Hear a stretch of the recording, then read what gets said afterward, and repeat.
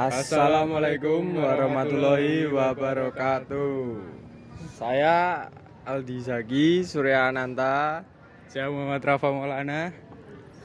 Kali ini kami akan ngevlog tentang kebudayaan di Yogyakarta, lebih tepatnya di Museum Sono Budaya. Oke, di Museum Sono Budaya. Di belakang saya ini saya sudah di depan gerbang Museum Sono Budaya ya. Sono Budaya.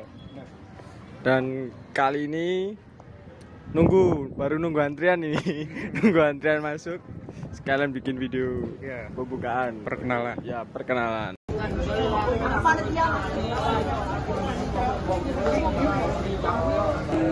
Oke, kita udah masuk, guys. Oke, kita sudah masuk ke dalam Museum Sono Budaya. Kita udah masuk sekarang, dan kali ini kita langsung masuk saja. Oke, sekarang kita udah masuk di Museum Sono Budaya. Nah, jadi awalnya Sono Budaya itu gimana, Mas? Museum Sono Budaya terletak di kawasan Raya Taman, Yogyakarta. Adalah salah satu museum terkemuka di Indonesia yang didedikasikan untuk pelestarian dan pengembangan seni dan budaya Jawa. Oh, gitu. Dan sebelah kita ada, Nah, di sini ada pakinangan. Nah, pakinangan itu adalah peralatan yang digunakan untuk menyirih. Nah, tradisi menyirih sudah ada sejak masa Neolitik dan berkembang rata di seluruh Nusantara meski dengan nama dan perangkat alat yang berbeda-beda.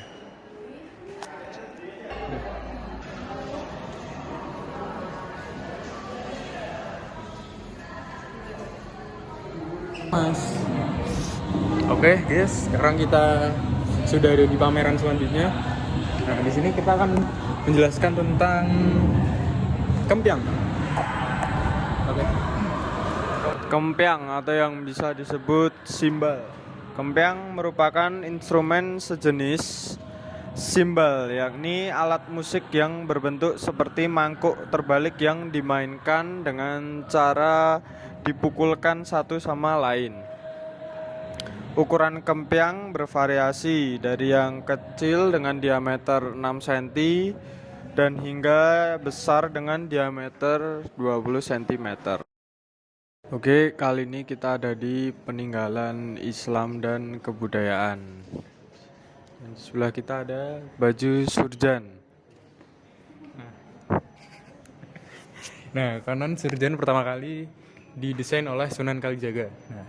Nama surjan berasal dari kata sirajan yang diambil dari frasa sirajan munira di dalam Al-Quran surah Al-Ahzab ayat 46 yang artinya cahaya yang menerangi, menyinari atau pepadang.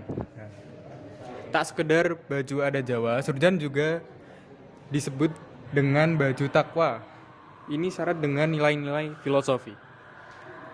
Nah, 3 kancing di bagian dada perut yang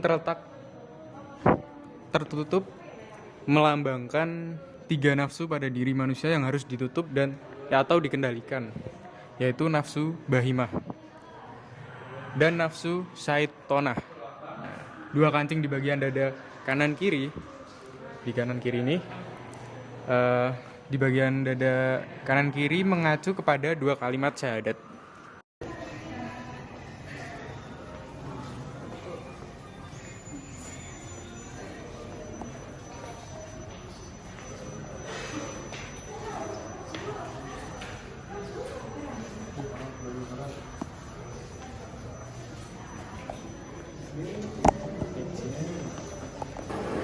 Oke, sekarang kita ada di tempat yang memamerkan artefak-artefak seni pertunjukan.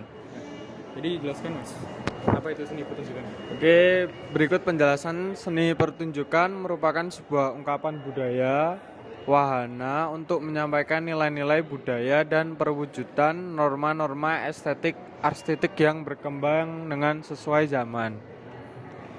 Di Jawa telah terlihat setidaknya sejak masa Jawa kuno dengan adanya penyebutan di prasasti yang dikeluarkan oleh para penguasa. Fungsi-fungsi kesenian itu selain digunakan untuk hiburan, juga digunakan untuk dalam kegiatan kerajaan maupun upacara keagamaan. Kita langsung ke ini contoh artefak di seni pertunjukan. Nah, di sini ada banyak topeng. Nah, topeng ini dari kisah Panji. Nah, topeng-topeng di sini ada banyak. Contohnya seperti topeng Panji Gayakarta, Panji Asmara Bangun, dan Candra Kirana. Dan berikut ada artefak topeng lagi ya. Topeng ini dipanggil topeng figur cacat. Oke, kita sudah sampai di kain batik. Nah, di sini ada jenis-jenis batik. Yang pertama ada mitoni. Nah, untuk mitoni merupakan fase prenatal menuju kelahiran. Masyarakat Jawa kerap menyebut tradisi mitoni dengan istilah tingkeban. Nah, tingkeban dalam tradisi Jawa dilakukan pada kehamilan pertama dari calon ibu ketika kehamilan memasuki 7 bulan. Nah, di sini ada contoh Dari kain batik Kasatrian. selanjutnya ada lagi Kain batik Peksi Kurung, dan di sebelahnya ada kain batik Babon Anggren dan kain batik Semen Sido Asih. Nah, selanjutnya di sini ada model pembatik. Di sini ada model pembatik. Nah, kira-kira seperti ini modelnya. Selanjutnya masih ada dari mitoni.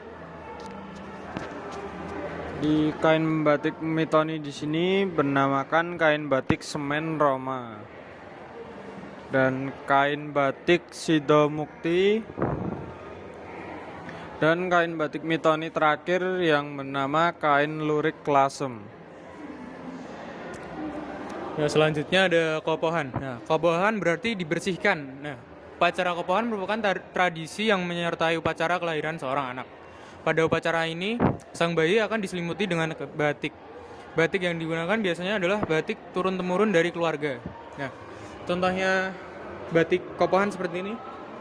Ada kain batik Semen Cuwiri dan ada kain batik Gringsing Buron Toya. Nah, selanjutnya ada kitaman. Oke, di sini ada kitanan atau sunatan, merupakan upacara daur hidup bagi anak laki-laki. Nah, tanda biologis seorang anak sudah siap dikitan saat ia mengalami mimpi basah. Pada umumnya, upacara ini dilakukan saat anak berusia 8 tahun. Contoh dari kitanan Ada kain batik Parang Barong Nagaraja, dan di sebelahnya ada kain batik Parang Klitik.